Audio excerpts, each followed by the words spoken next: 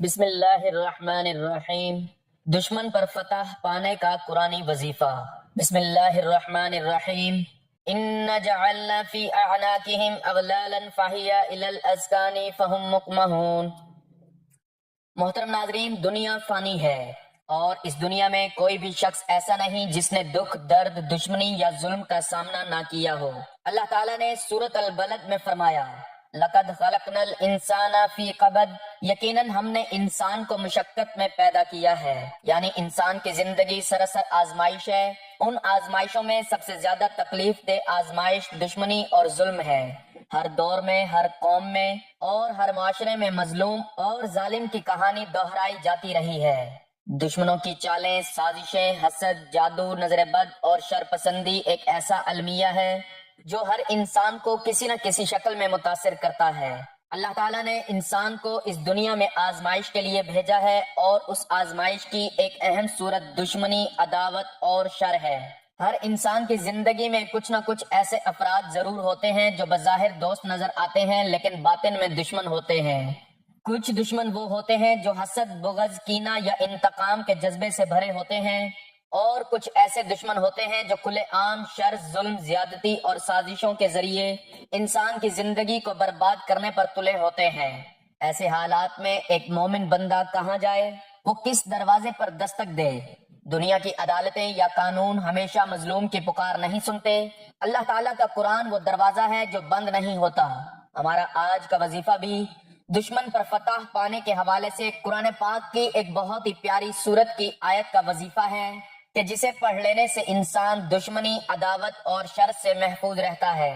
دشمن پر فتح پا جاتا ہے وہ دشمن جو حسد، بغض، کینہ یا انتقام لینے کا جذبہ رکھتا ہے۔ ایسے دشمن پر بندہ مومن قرآن پاک کی اس آیت کا ورد کرنے سے غالب آ جاتا ہے۔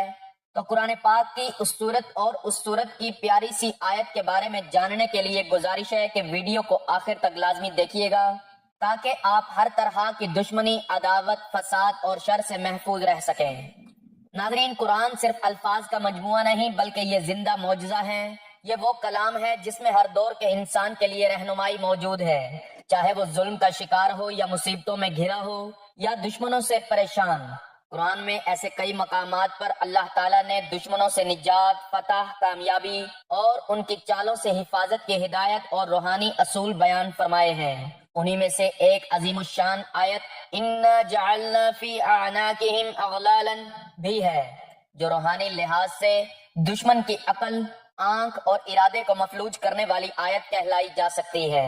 اِنَّا جَعَلْنَا فِي أَعْنَاقِهِمْ أَغْلَالًا فَهِيَ إِلَى الْأَذْقَانِ فَهُمْ مُقْمَحُونَ۔ یہ ایک نہایت طاقتور اور با اثر آیت ہے جس میں اللہ تعالیٰ کی طرف سے دشمنوں پر بندش، ان کے ارادوں کی ناکامی اور ان کے اعمال پر زنجیروں کی طرح گرفت کا اعلان ہے۔ یہ آیت سورۃ یاسین کی ابتدائی آیات میں سے ہے جسے قرآن کا دل کہا گیا ہے۔ یہ آیت نہ صرف کلام کی بلاغت کا شاہکار ہے بلکہ اس کا روحانی اثر بھی ہے، بے حد طاقتور اور حیرت انگیز ہے۔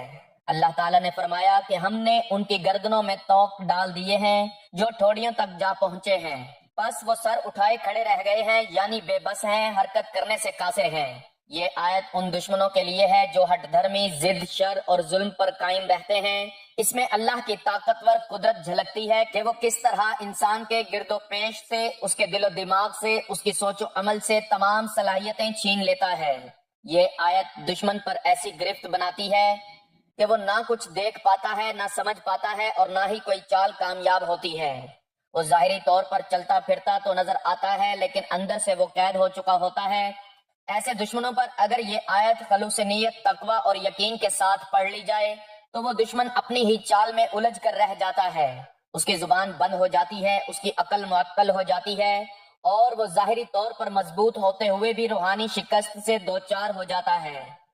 ناظرین، آج کے دور میں دشمنی صرف جسمانی نہیں بلکہ ذہنی، معاشرتی، روحانی اور نفسیاتی سطح پر بھی ہے۔ کبھی کوئی رشتہ دار آپ کو نیچا دکھانا چاہتا ہے، کبھی دفتر کا ساتھی ترقی کی راہ میں رکاوٹ بن جاتا ہے، کبھی کاروباری حریف ہیلے بہانے سے آپ کو ناکام کرنا چاہتا ہے، تو کبھی کسی انسان کی نظر بد، حسد یا جادو سے انسان کا سارا سکون برباد ہو جاتا ہے۔ ایسے میں جب انسان ظاہری اسباب سے مایوس ہو جاتا ہے تو ایک مومن کے پاس اللہ کے کلام کا راستہ ہوتا ہے جو ہر دروازہ کھولنے والا، ہر بندش کو ختم کرنے والا اور ہر دشمن پر غالب آنے والا ہے۔ اولیاء کرام فرماتے ہیں کہ قرآن کی آیات محض تلاوت کے لیے نہیں بلکہ ان کے اندر ایک روحانی طاقت پنہاں ہے، خاص طور پر وہ آیات جو دشمن کے مقابلے میں نازل ہوئیں، ان میں دشمنوں کے شر کو لوٹانے، ان کے ارادوں کو ناکام بنانے اور ان کی عقل پر پردہ ڈالنے کی طاقت ہے۔ ایسے میں اگر کوئی مومن اس آیت اِنَّا جَعَلْنَا کو نیت، یقین اور استقامت کے ساتھ وظیفہ بنائے تو اللہ تعالیٰ ایسے ایسے غیبی راستے کھولتا ہے کہ دشمن بے بس ہو جاتا ہے، یا خود اللہ کی طرف سے ایسا پردہ ڈال دیا جاتا ہے کہ وہ مومن کو کچھ نقصان نہیں پہنچا سکتا۔ بعض روایات میں آتا ہے کہ حضرت امام حسن بصری رحمت اللہ علیہ نے فرمایا کہ اگر کسی شخص کو دشمنوں کے شر سے محفوظ رہنا ہو تو اسے چاہیے کہ وہ قرآن کی اس آیت کا کثرت سے ورد کرے اور ساتھ میں صدق دل سے اللہ کی مدد مانگے۔ قرآن میں بار بار دشمن سے پناہ کی تعلیم دی گئی ہے اور اس کا سب سے مؤثر طریقہ ذکر، دعا اور آیات قرآنیہ کا وظیفہ ہے۔ اسلام ایک مکمل ضابطہ حیات ہے، اس میں دشمنی اور ظلم سے بچنے کے لیے وہ تعلیمات موجود ہیں جو انسان کو نہ صرف دنیاوی نقصان سے بچاتی ہیں بلکہ روحانی سکون اور اللہ کی حفاظت کی ضمانت بھی دیتی ہیں۔ تو ناظرین، آج ہم جس آیت کو اپنا روحانی ہتھیار بنانے جا رہے ہیں وہ اللہ کے کلام کا وہ حصہ ہے جس میں دشمن کی گردن میں غیبی زنجیر ڈال دی جاتی ہے، اس کے افکار کو روکا جاتا ہے اور اس کی زبان کو بے اثر کر دیا جاتا ہے۔ یہ آیت صرف دشمنوں کے خلاف دفاعی ڈھال نہیں بلکہ فتح کا راستہ بھی ہے۔ یہاں پر ہمیں ایک اہم بات یاد رکھنی چاہیے کہ قرآن کا وظیفہ صرف ان لوگوں کے لیے مؤثر ہے جو سچے دل سے اللہ پر یقین رکھتے ہیں، جھوٹ، فریب اور ظلم سے دور ہوتے ہیں اور اپنی نیت کو خالص رکھتے ہیں۔ اگر کوئی شخص خود ظالم ہو اور چاہے کہ قرآن سے دشمن کو نیچا دکھائے تو یاد رکھیے کہ اللہ کی مدد ظالم کے ساتھ نہیں بلکہ مظلوم کے ساتھ ہوتی ہے۔ ناظرین محترم، ویڈیو میں آگے بڑھنے سے پہلے آپ کو بتاتے ہیں کہ اسلام میں دشمنی کا آغاز کب ہوا۔ دشمنی کی ابتدا حضرت آدم علیہ السلام کے وقت ہی ہو گئی تھی۔ شیطان نے حضرت آدم علیہ السلام سے دشمنی کی اور ان کے جنت میں داخلے کے بعد انہیں ورغلا کر زمین پر اتارنے کا سبب بنا۔ قرآن فرماتا ہے ان الشیطان لکم عدو فاتخذوہ عدوا، شیطان تمہارا کھلا دشمن ہے پس تم بھی اسے دشمن ہی جانو۔ اس آیت سے یہ معلوم ہوتا ہے کہ دشمنی صرف انسانوں کی دشمنی نہیں بلکہ سب سے پہلی اور بڑی دشمنی شیطان کی انسان کے ساتھ ہے۔ پہلی انسانی دشمنی حضرت آدم کے بیٹوں قابیل اور حابیل کے درمیان پیش آئی۔ حضرت آدم علیہ السلام کے بیٹوں قابیل اور حابیل کا واقعہ قرآن و سنت کی روشنی میں نہایت سبق آموز اور فکر انگیز ہے۔ اس واقعے کو قرآن مجید میں سورۃ المائدہ آیات 27 تا 31 میں بیان کیا گیا ہے اور یہ واقعہ انسانی تاریخ کا پہلا قتل، پہلا ظلم اور پہلی دشمنی ہے کہ جب حضرت آدم علیہ السلام اور حضرت حوا علیہ السلام کو اللہ تعالیٰ نے جنت سے زمین پر اتارا تو ان کے ہاں اولاد ہونے لگی۔ اللہ تعالیٰ کے حکم کے مطابق ہر بار حضرت حوا کے بطن سے ایک لڑکا اور ایک لڑکی پیدا ہوتے۔ جب ان کی اولاد جوان ہونے لگی تو اللہ تعالیٰ کا حکم تھا کہ ایک لڑکے کی شادی دوسرے حمل سے پیدا ہونے والی لڑکی سے کی جائے، یعنی حقیقی بہن بھائی آپس میں نکاح نہ کریں بلکہ دوسری جوڑی سے نکاح کیا جائے۔ ایسے ہی حضرت آدم علیہ السلام کے دو بیٹے قابیل اور حابیل تھے۔ قابیل زراعت کرتا تھا اور حابیل جانور پالتا تھا۔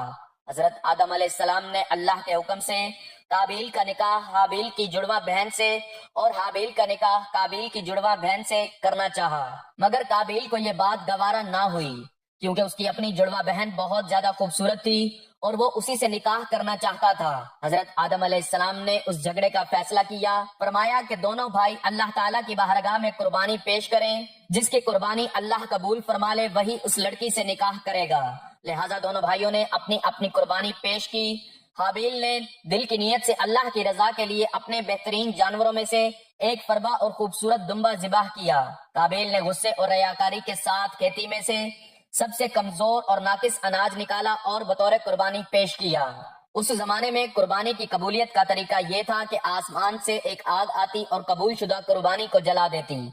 چنانچہ اللہ تعالیٰ نے حابیل کی قربانی قبول فرما لی اور آگ آ کر اسے لے گئی، مگر قابیل کی قربانی کو اللہ نے رد فرما دیا اور آگ نہ آئی۔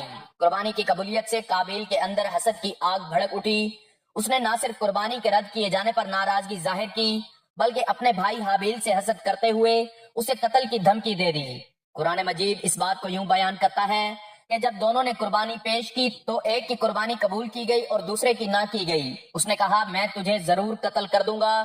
دوسرے نے کہا اللہ صرف متقی لوگوں کی قربانی قبول کرتا ہے۔ حابیل نے نرمی سے اور اللہ کے خوف کے ساتھ قابیل کو سمجھانے کی کوشش کی، اگر تو مجھے قتل کرنے کے لیے ہاتھ بڑھائے گا تو میں تجھے قتل کرنے کے لیے ہاتھ نہیں اٹھاؤں گا، کیونکہ میں رب العالمین سے ڈرتا ہوں۔ مگر قابیل کے دل میں حسد، تکبر اور غصہ بڑھتا گیا اور اس نے ایک رات موقع پا کر اپنے بھائی حابیل کو قتل کر دیا۔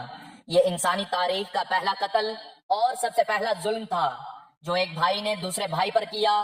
جب قابیل نے حابیل کو قتل کیا تو وہ حیران اور پریشان ہو گیا کہ اب لاش کا کیا کیا جائے۔ وہ کئی گھنٹوں شاید دنوں تک لاش کو اٹھائے پھرتا رہا۔ تب اللہ تعالیٰ نے اس کی رہنمائی کے لیے ایک غیر معمولی منظر دکھایا۔ اللہ تعالیٰ نے 2 کوے بھیجے، ایک کوا دوسرے کو قتل کرتا ہے، پھر اپنے پنجوں سے زمین کھود کر لاش کو دفن کرتا ہے۔ قابیل نے یہ منظر دیکھا تو اپنے سر پر ہاتھ مارنے لگا، افسوس کیا میں اس کوے جیسا بھی نہ بن سکا کہ اپنے بھائی کی لاش کو زمین میں دفن کر دیتا۔ چنانچہ اس نے اسی طرح اپنے بھائی کی لاش کو دفن کیا اور دنیا میں سب سے پہلی قبر بنی۔ ناظرین، اس واقعے سے انسانی دشمنی کے کئی اسباق ظاہر ہوتے ہیں، جس میں پہلے نمبر پر آتا ہے کہ حسد انسان کو تباہ کرتا ہے۔ قابیل نے حسد کے باعث ایسا ظلم کیا جس کا بوجھ آج بھی اس کی گردن پر ہے۔ دوسرے نمبر پر آتا ہے کہ نیکی اللہ کی رضا کے ساتھ قبول ہوتی ہے، نیت کا خلوص اور تقوی ہی عبادت کی قبولیت کی بنیاد ہے۔ نمبر 3 کہ عدم تشدد اور صبر کی اعلیٰ مثال، حابیل نے قاتل بھائی کو قتل کرنے کے بجائے صبر اور اللہ کے خوف کو ترجیح دی۔ نمبر 4 قبر کی ابتدا، کوے کے ذریعے اللہ تعالیٰ نے انسان کو دفن کا طریقہ سکھایا، اور سب سے آخر میں ہے کہ ہر قتل کا گناہ قابیل کے کھاتے میں ہے۔ ایک حدیث کے مطابق جو بھی انسان ناحق قتل کیا جائے گا اس کے خون کا کچھ بوجھ قابیل پر بھی ہوگا، کیونکہ وہ پہلا قاتل تھا۔ تو ناظرین محترم، وقت کی نزاکت کو مد نظر رکھتے ہوئے چلتے ہیں اس قرآنی آیت کی جانب، اس قرآنی وظیفے کی جانب کہ جس میں آپ کو قرآن پاک کی بہت ہی پیاری سورت کی آیت کے بارے میں بتایا جائے گا کہ آپ نے یہ آیت دشمن پر فتح پانے کے لیے کب، کیسے اور کتنی تعداد میں پڑھنی ہے۔ تو ناظرین، اس عمل کو کرنے کے لیے سب سے پہلے یقین ضروری ہے کہ انسان مکمل توجہ اور اللہ تعالیٰ کی ذات پر یقین کرتے ہوئے خاموشی اور یکسوئی کے ساتھ بغیر کسی سے لڑائی جھگڑا کیے یہ وظیفہ کرے۔ یہ عمل صرف اس وقت کرے جب کوئی ظلم، حسد، جادو یا سازش کر رہا ہو، اور اس ظلم سے بچنے کے لیے، اس حسد اور سازش سے بچنے کے لیے ہر وقت اللہ کی مدد کا انتظار کرے، پوری عاجزی سے فریاد کرے، اور اس عمل کو کرنے کا مقصد دشمن کے شر سے محفوظ رہنا، اس کے منصوبوں کو ناکام بنانا، اس کے دل میں خوف، کمزوری اور الجھن ڈالنا ہو، اور اللہ کی مدد سے دشمن پر غلبہ حاصل کرنا ہو۔ ناظرین، یہ عمل آپ کسی بھی وقت کر سکتے ہیں، لیکن اس کا بہتر وقت نماز عشاء کے بعد یا تہجد کے وقت، لیکن اگر آپ دن میں پڑھنا چاہیں تو ظہر یا عصر کے بعد بھی پڑھ سکتے ہیں، تب بھی زیادہ مؤثر ہے۔ وظیفے کا مکمل طریقہ کار یہ ہے کہ آپ سب سے پہلے باوضو ہو جائیں، تنہائی میں کسی پاک صاف جگہ پر بیٹھ جائیں اور سب سے پہلے 3 مرتبہ آپ بسم اللہ الرحمن الرحیم پڑھ لیں۔ اس کے بعد حضور پاک صلی اللہ علیہ وآلہ وسلم کی ذات اقدس پر درود پاک کا نذرانہ پیش کریں۔ درود پاک آپ کوئی سا بھی پڑھ سکتے ہیں، آپ صلی اللہ علی محمد پڑھ لیں، آپ صلی اللہ علیہ وآلہ وسلم پڑھ لیں، یا آپ نماز والا درود ابراہیمی جس کی فضیلت اور برکت بہت زیادہ ہے وہ پڑھ لیں۔ ایک بار ثواب کی نیت سے میرے ساتھ بھی درود پاک پڑھ لیں۔ اللہم صلی علی محمد وعلی آل محمد کما صلیت علی ابراہیم وعلی آل ابراہیم انک حمید مجید۔ اللہم بارک علی محمد وعلی آل محمد کما بارکت علی ابراہیم وعلی آل ابراہیم انک حمید مجید۔ درود پاک پڑھنے کے بعد آپ نے قرآن پاک کی سورت یاسین کی اس آیت کی تلاوت کرنی ہے۔ ان جعلنا فی اعناقہم اغلالا فہی الی الاذقان فہم مقمحون۔ ہر مرتبہ دل میں اس دشمن کا تصور رکھیں جو آپ کو نقصان پہنچا رہا ہے۔ آپ نے یہ آیت تسبیح کے دانوں پر گن کر یا ہاتھوں کی انگلیوں پر گن کر توجہ اور دھیان کے ساتھ صرف اور صرف 41 مرتبہ پڑھنی ہے۔ اس میں تعداد کی کمی بیشی بالکل بھی نہ ہو۔ یہ آیت 41 مرتبہ پڑھنے کے بعد آپ نے قرآن پاک کی ایک اور بہت ہی پیاری آیت حسبنا اللہ و نعم الوکیل، ترجمہ اللہ ہمیں کافی ہے اور وہی بہترین کار ساز ہے، پڑھ لینی ہے۔ اس آیت کو بھی آپ نے تسبیح کے دانوں پر یا ہاتھوں کی انگلیوں پر گن کر صرف 41 مرتبہ پڑھ لینا ہے۔ یہ 2 آیات بتائے گئے طریقے اور ترتیب سے پڑھنے کے بعد آپ نے اللہ تعالیٰ کے بہت ہی پیارے ناموں کی ایک تسبیح پڑھنی ہے، یعنی مکمل 100 مرتبہ آپ نے یا حفیظو، یا سلامو، یا اللہ پڑھنا ہے۔ اس عمل کو آپ نے آزمانے کے لیے یا مذاق میں نہیں پڑھنا، یہ وظیفہ کرنے کے لیے ضروری ہے کہ حرام کھانے سے پرہیز کریں، رزق حلال کا خیال کریں، زبان سے کسی کو برا بھلا نہ کہیں، سب کچھ اللہ کے سپرد کر دیں۔ جب آپ ان باتوں کا خیال کر کے دشمن کا تصور کرتے ہوئے یہ عمل، یہ وظیفہ بتائی گئی تعداد اور ترتیب سے پڑھیں گے تو آپ کو دشمن پر فتح حاصل ہوگی۔ دشمن کی طاقت کمزور ہونے لگے گی، وہ خود الجھن، پریشانی اور رکاوٹ کا شکار ہوتا جائے گا۔ اللہ تعالیٰ آپ کی غیبی مدد فرمائے گا، دل کو سکون، ذہن کو اطمینان اور حالات میں بہتری آئے گی۔ ناظرین، جب ظلم حد سے بڑھ جائے، جب دشمن طاقتور ہو، جب نجات کے راستے بند دکھائی دیں، تب قرآن مجید وہ سہارا ہے جو دل کو بھی تھامتا ہے اور دشمن کے دل پر بھی اثر کرتا ہے۔ وَنُنَزِّلُ مِنَ الْقُرْآنِ مَا هُوَ شِفَاءٌ وَرَحْمَةٌ لِّلْمُؤْمِنِينَ، اور ہم قرآن میں وہ کچھ نازل کرتے ہیں جو مومنوں کے لیے شفا اور رحمت ہے۔ قرآن کے ذریعے دعا مانگنا، تلاوت سے نور حاصل کرنا اور آیات حفاظت پڑھنا مومن کا سب سے طاقتور ہتھیار ہے۔ قرآن فرماتا ہے، برائی کو اس بھلائی سے دفع کرو جو سب سے بہتر ہو، پھر وہی شخص جس سے تمہیں دشمنی تھی ایسا ہو جائے گا جیسے گہرا دوست۔ یعنی دشمن کا اصل توڑ حسن اخلاق، صبر اور دعا ہے۔ ناظرین، آیات مکمل بتائے گئے طریقے اور ترتیب سے پڑھنے کے بعد اور اللہ تعالیٰ کے ناموں کی تسبیح کرنے کے بعد آپ نے آخر میں اتنا ہی درود پاک پڑھنا ہے جتنا وظیفہ شروع کرنے سے پہلے پڑھا تھا، اور پھر اللہ تعالیٰ سے دعا کرنی ہے کہ یا اللہ، میرے دشمن کے ارادے توڑ دے، اس کی زبان بند کر دے، اس کے شر کو مجھ سے دور فرما اور مجھے اس پر فتح عطا فرما۔ جیسے تو نے موسیٰ علیہ السلام کو فرعون پر غلبہ دیا، ویسے ہی مجھے اپنے دشمنوں پر غلبہ عطا فرما۔ دنیا کی ہر طاقت ایک حد تک ساتھ دیتی ہے، مگر اللہ کی پناہ ہر حد سے بالا تر ہے۔ جب بندہ اللہ کے دامن میں آ جاتا ہے تو دشمن کا شر خود بخود ٹوٹ جاتا ہے۔ قرآن و سنت کی تعلیمات پر عمل، وظائف، اذکار اور دعاؤں کو اپنانا دشمنی اور ظلم کے خلاف ایک مضبوط روحانی قلعہ ہے۔ اسلام ہمیں سکھاتا ہے کہ دشمن کو شکست دینے کے لیے صرف ظاہری وسائل کافی نہیں، بلکہ اللہ کی مدد، اولیاء کی دعائیں، قرآن کی تلاوت، اذکار کی طاقت اور ایمان کی روشنی وہ اصل اسلحے ہیں جو دشمن کو عاجز کر دیتے ہیں۔ تو اللہ تعالیٰ سے دعا ہے کہ اللہ تعالیٰ ہم سب کو شیاطین کے شر اور دشمن کے وار سے ہمیشہ محفوظ فرمائے، دشمن کے ارادوں کو نیست و نابود فرما کر ہمیں اس پر فتح نصیب فرمائے، آمین۔ میرا سنانا اور آپ کا سننا اپنی بارگاہ میں قبول و منظور فرمائے، آمین یا رب العالمین۔ ناظرین، گزارش ہے کہ اللہ تعالیٰ کے 99 ناموں میں سے کوئی ایک نام لکھ کر کمنٹس میں ضرور شیئر کریں۔ اللہ تعالیٰ ہم سب کا حامی و ناصر ہو، آمین، جزاک اللہ۔